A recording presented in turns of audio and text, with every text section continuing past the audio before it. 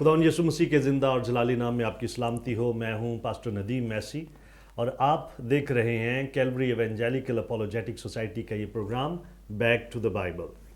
मेरे अजीज़ों, ये जो सीरीज़ है हमारी बैक टू द बाइबल, इसमें हम बाइबल मुकद्दस की मुख्तलिफ़ किताबों का ओवरव्यू देख रहे हैं, हम उनका जायज़ा ले रहे हैं और हमने पैदाइश की किताब से शुरू किया है।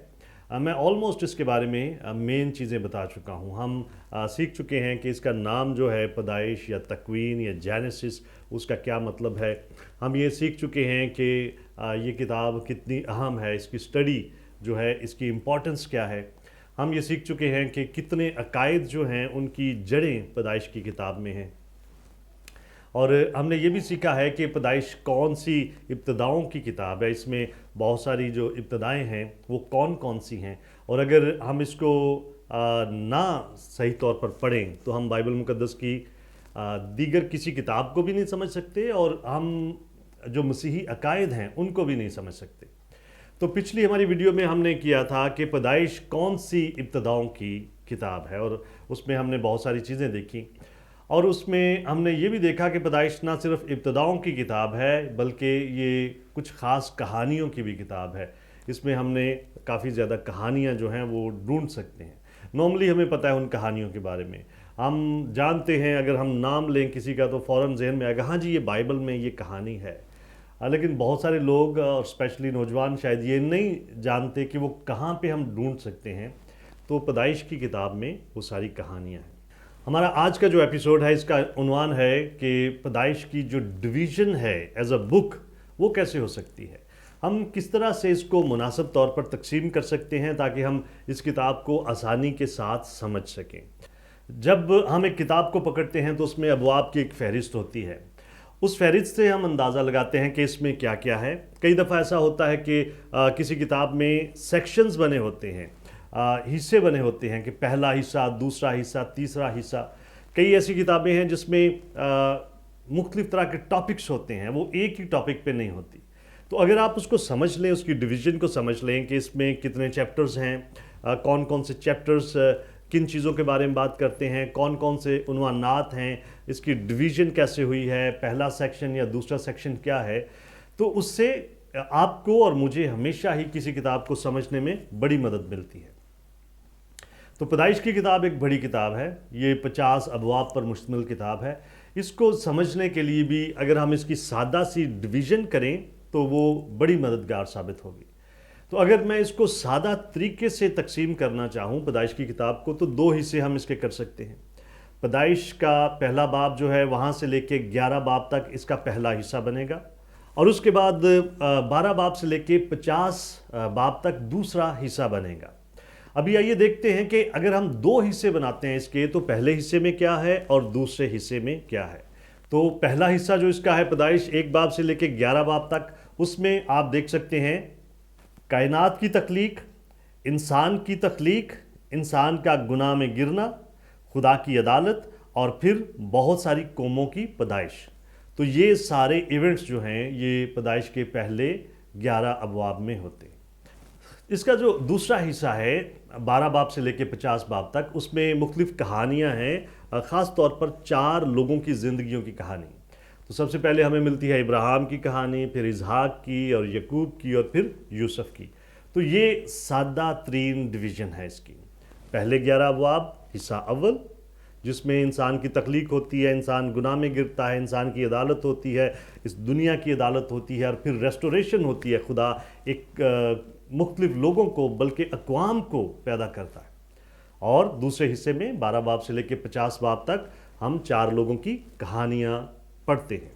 कई लोग इसको 3 हिस्सों में भी तकसीम करते हैं। तो आइए देखते हैं कि 3 हिस्से अगर हम करें पैदाइश की किताब के तो वो किस तरह से होंगे। पहला हिस्सा जो है वो दुनिया और आदम की तख्लीक से लेकर तूफान नूह तक का दौर है और उसके बाद दूसरा हिस्सा जो इसका है वो है तूफान नूह से लेकर इब्राहिम की बुलाहट तक का दौर और फिर तीसरा हिस्सा जो इसका है वो इब्राहिम की बुलाहट से लेकर मिस्र में यूसुफ की मौत तक का दौर। तो तकसीम कुछ इस तरह से हुई कि पहले 5 अबवाब को उन्होंने पहला हिस्सा बना दिया, फिर 6 बाब से लेकर 9 बाब तक या 11 बाब तक कह लें दूसरा हिस्सा बना दिया اور 12 باب سے لے کے 50 باب تک یہ تیسرا حصہ بن گیا۔ تو اس طرح سے بھی ایک تقسیم ہوتی ہے تاکہ آپ کو پتہ چلے کہ اس کتاب میں کیا ہے، ہم اس کی ڈویژن کر لیں اور آسانی کے ساتھ پڑھیں، ہمیں پتہ ہو جو حصہ ہم پڑھ رہے ہیں اس میں کیا سکھایا جا رہا ہے۔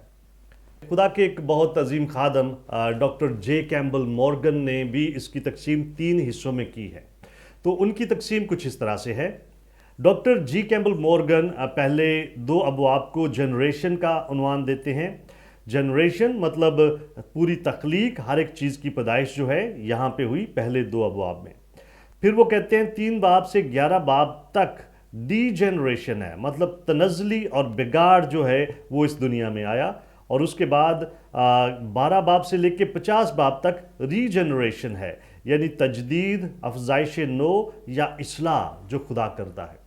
تو اس طرح سے بھی اگر ڈاکٹر جی کیمبل مورگن کو ہم فالو کریں تو اس طرح سے بھی تقسیم ہو سکتی ہے۔ تو یہ سادہ سی تقسیم ہے اس کتاب کی، اور یہ مجھے ذاتی طور پر میرے لیے بڑی مددگار ہمیشہ رہی ہے۔ جب بھی اس کتاب کو پڑھا جائے ہمیں پتہ ہونا چاہیے ہم کس سیکشن میں ہیں اور یہ کس بارے میں بات کرتا ہے، اور اس طرح سے ہم اس کو بہتر طور پر سمجھ سکتے ہیں۔ اس کتاب میں ہم دیکھتے ہیں کہ ہر ایک چیز کی تخلیق ہو رہی ہے، ہر ایک چیز بن رہی ہے، ہر ایک چیز بگاڑ میں بھی جاتی ہے، مسائل بھی پیدا ہوتے ہیں، اور یہ سارا سلسلہ چلتا رہتا ہے۔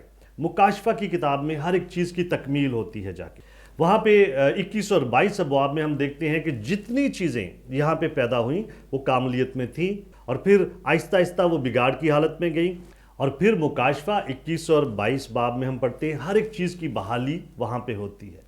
تو اس تعلق سے بھی پیدائش کی کتاب کو دیکھا جا سکتا ہے کہ پیدائش کی کتاب میں ساری چیزیں شروع ہوتی ہیں، پھر پیدائش 3 باب سے لے کے مکاشفہ 20 باب تک یہ ساری ہسٹری ہے۔ انسان گناہ میں گرتا ہے، سٹرگل ہوتی ہے، اس میں بہت ساری کوششیں ہوتی ہیں کہ خدا کے ساتھ مختلف طرح سے رابطہ کیا جا سکے، اور اس کے بعد مسیحا آتا ہے جو خدا کا منصوبہ ہے نجات کا، خداوند یسوع مسیح کے وسیلے، اور ان ساری چیزوں کا سلسلہ چلتا رہتا ہے، اور اس کی تکمیل ہوتی ہے جا کے مکاشفہ کی کتاب اس کے 20 باب میں۔ ڈاکٹر ہنری مورس اپنی کتاب جینیسس ریکارڈ میں ایک موازنہ کرتے ہیں، وہ اس زمینی دنیا کا موازنہ کرتے ہیں آسمان کی دنیا کے ساتھ۔ تو زمینی دنیا جو ہے اس کی ایکسپلینیشن ہمیں ملتی ہے جینیسس میں، پیدائش کی کتاب میں، اور آسمان کی دنیا جو ہے اس کی ایکسپلینیشن ہمیں ملتی ہے مکاشفہ کی کتاب کے آخر میں۔ تو آئیے دیکھتے ہیں کہ انہوں نے یہ کیا موازنہ کیا اور کس طرح سے پیدائش کی کتاب جو ہے اس کا کنیکشن ہے مکاشفہ کی کتاب کے ساتھ۔ پیدائش 1 باب اس کی 4 آیت کے اندر ہم دیکھتے ہیں کہ اس دنیا میں تاریکی ہے اور نور ہے، اور ان کو علیحدہ علیحدہ کیا جاتا ہے۔ اور مکاشفہ 21 باب اس کی 25 آیت میں جہاں پہ ساری چیزیں اپنی تکمیل کو پہنچیں گی اور آسمان کا منظر پیش کیا جاتا ہے، وہاں پہ ہم دیکھتے ہیں کہ رات نہیں ہوتی۔ اس کے بعد ہم پیدائش 1 باب اس کی 4 آیت میں ہی دیکھتے ہیں کہ زمین پر سمندر ہے اور خشکی ہے، اور مکاشفہ 21 باب کی 1 آیت میں ہم دیکھتے ہیں کہ آسمان پر سمندر نہیں ہوگا۔ پھر یہاں پہ ہم دیکھتے ہیں 1 باب کی 16 آیت میں کہ سورج اور چاند اور ستارے جو ہیں ان کا اس دنیا پہ راج ہے۔ مکاشفہ 21 باب اس کی 23 آیت میں ہم دیکھتے ہیں کہ آسمانی دنیا میں سورج اور چاند کی ضرورت نہیں ہوگی۔ اس کے بعد 2 باب کی 8 سے 9 آیات کے اندر ہم دیکھتے ہیں کہ انسان کو خصوصی طور پر تیار کردہ ایک باغ میں ٹھہرایا گیا، اور مکاشفہ 21 باب اس کی 2 آیت میں ہم دیکھتے ہیں کہ نجات یافتہ انسانوں کے لیے خدا نے خصوصی طور پر ایک شہر تیار کیا۔ پیدائش 2 باب اس کی 8 اور 9 آیات میں ہم دیکھتے ہیں کہ عدن میں سے ایک دریا بہتا ہے، اور مکاشفہ 21 باب اس کی 1 آیت میں ہم دیکھتے ہیں کہ خدا کے تخت سے ایک دریا بہتا ہے۔ اس کے بعد پیدائش 2 باب اس کی 12 آیت میں ہم دیکھتے ہیں کہ زمین پر سونے کے بارے میں بات کی گئی ہے، اور مکاشفہ 21 باب اس کی 21 آیت میں ہم دیکھتے ہیں کہ خدا کے شہر میں بہت زیادہ سونا ہوگا، سونے کی سڑکوں اور گلیوں کی بات کی گئی ہے۔ اس کے بعد پیدائش 2 باب اس کی 9 آیت میں ہم دیکھتے ہیں کہ باغ کے بیچ میں حیات کا درخت ہے، اور مکاشفہ 22 باب اس کی 2 آیت میں ہم دیکھتے ہیں کہ اس نئے شہر یروشلم میں جا بجا حیات کے درخت ہوں گے۔ اس کے بعد پیدائش 2 باب اس کی 12 آیت میں ہم دیکھتے ہیں کہ زمین پر خاص خوبصورت پتھروں اور ہیروں کی بات کی گئی ہے، اور مکاشفہ 21 باب 9 آیت میں ہم دیکھتے ہیں کہ اس شہر میں ہر قسم کے خوبصورت پتھر اور ہیرے ہوں گے۔ پیدائش 3 باب اس کی 8 آیت میں ہم دیکھتے ہیں کہ خدا جو ہے وہ باغ میں آدم کے ساتھ رفاقت کرتا ہے، وہ باغ میں ایک خاص وقت پر پھرتا ہے، ٹہلتا ہے، اور مکاشفہ 21 باب اس کی 3 آیت میں ہم دیکھتے ہیں کہ خدا اپنے لوگوں کے ساتھ قیام کرتا ہے۔ تو اس طرح سے ڈاکٹر ہنری مورس نے اس زمینی دنیا اور آسمانی دنیا کا موازنہ کیا۔ تو اس سے ہمیں پتہ چلتا ہے کہ کس طرح سے پیدائش کی کتاب کنیکٹڈ ہے مکاشفہ کی کتاب کے ساتھ۔ ایک اور موازنہ بھی کیا گیا ہے جس میں ہم دیکھتے ہیں کہ گناہ آلود دنیا جو ہے اور اس کے اثرات جو ہیں انسان پر اور اس کی زندگی پر، ان کا موازنہ وہ پیدائش کی کتاب میں ساری فہرست ملتی ہے، اور مکاشفہ کی کتاب میں جب ساری چیزوں کی تکمیل ہو جاتی ہے تو وہ بابرکت دنیا یا بابرکت زندگی کیسی ہوگی جس میں سارے نجات یافتہ شامل ہوں گے۔ تو وہ موازنہ کچھ اس طرح سے ہے۔ پیدائش 3 باب اس کی 17 آیت میں ہم دیکھتے ہیں کہ زمین لعنتی ہوئی، اور مکاشفہ 22 باب اس کی 3 آیت میں ہم دیکھتے ہیں کہ آسمان پر کوئی لعنت نہیں۔ پیدائش 3 باب کی 18 آیت میں ہم دیکھتے ہیں کہ زمین کیونکہ انسان کے گناہ کی وجہ سے لعنتی ٹھہری، اس لیے وہ جھاڑیاں اور اونٹ کٹارے اگاتی ہے، اور اونٹ کٹارے اور جھاڑیاں جو ہیں ان کو دکھ سے تشبیہ دی جاتی ہے۔ اور مکاشفہ 21 باب اس کی 4 آیت میں ابدی زندگی کے دوران کوئی دکھ یا تکلیف نہیں ہوگا۔ پیدائش 3 باب اس کی 19 آیت میں ہم دیکھتے ہیں کہ انسان کا چہرہ جو ہے وہ پسینے سے تر ہے، کیونکہ لکھا ہے کہ تو اپنے منہ کے پسینے سے روزی روٹی کمائے گا اور کھائے گا۔ اور مکاشفہ 21 باب اس کی 4 آیت میں ہم دیکھتے ہیں کہ کلام مقدس میں لکھا ہے کہ وہ ان کی آنکھوں کے سب آنسو پونچھ دے گا۔ پیدائش 3 باب کی 18 آیت میں زمین جو ہے وہ سبزیاں اگاتی ہے، انسان کو سبزیاں دیتی ہے، اور مکاشفہ 22 باب اس کی 2 آیت میں ہم دیکھتے ہیں کہ وہاں پہ ایسے درخت ہوں گے جو 12 مہینے پھل دیں گے۔ پیدائش 3 باب کی 9 آیت میں انسان کے لیے مقرر ہوا کہ وہ خاک ہے اور وہ خاک میں پھر لوٹ جائے گا، مطلب وہ مرے گا، اور مکاشفہ 21 باب اس کی 2 آیت میں ہے کہ وہاں پہ موت نہیں ہوگی۔ اس کے بعد پیدائش 6 باب کی 5 آیت میں ہم دیکھتے ہیں کہ اس زمین پر مسلسل بدی بڑھتی جاتی ہے، اور مکاشفہ 21 باب کی 27 آیت میں ہم دیکھتے ہیں کہ وہاں پر کوئی بدی نہیں ہوگی۔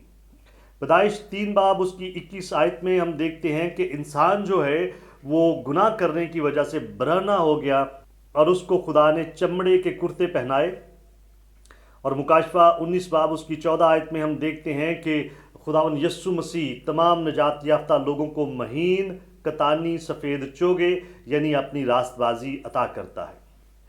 پیدائش 3 باب کی 15 آیت میں ہم دیکھتے ہیں ابلیس انسان پر مسلسل حملے کرنے کے لیے تیار رہتا ہے، اور مکاشفہ 20 باب اس کی 10 آیت میں ہم دیکھتے ہیں کہ ابلیس کا مکمل طور پر خاتمہ ہو جاتا ہے۔